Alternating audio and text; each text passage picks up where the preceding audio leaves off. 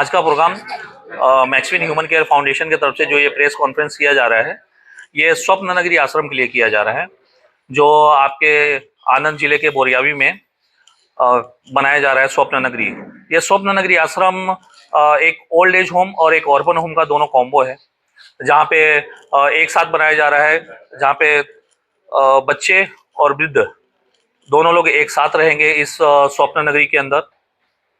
और जो भी ये आश्रम, मेन चीज क्या है कि टोटल फ्री ऑफ कॉस्ट में, कोई भी चार्जेबल आश्रम नहीं बनाया जा रहा है। यहाँ पे लोगों की सेवा के लिए फाउंडेशन का मेन मकसद है, मेन उद्देश्य है कि जरूरतमंदों की सेवा के रूप में और जरूरतमंदों के साथी के रूप में ये आश्रम खड़ा हो सके। જ્યારે તમને આજે આ સપનું તમારું સાકાર થતું લાગે છે તો દિલમાં કેવી ભાવના ઊભી થાય છે? ભાવનાની લીધે કે એક ભાવનાથી ને મન એવું થયું આપણું કે ગુજરાતમાં જેટા બકરા લઈને પશુપાલન લઈને અમે આવ્યા હતા, અમારી પાસે કાંઈ હતું નહીં। હવે દ્વારકાધીશે બહુ આલ્યું તો પાછળની પેઢીમાં કંઈક નામ થાય, કોઈ સેવા થાય પબ્લિકની, એટલા માટે સાહેબે મને પૂછ્યું, મને કે અમારે આવું આવું બનાવવું છે, ત્યાં જગ્યા હોય મદદ કરો।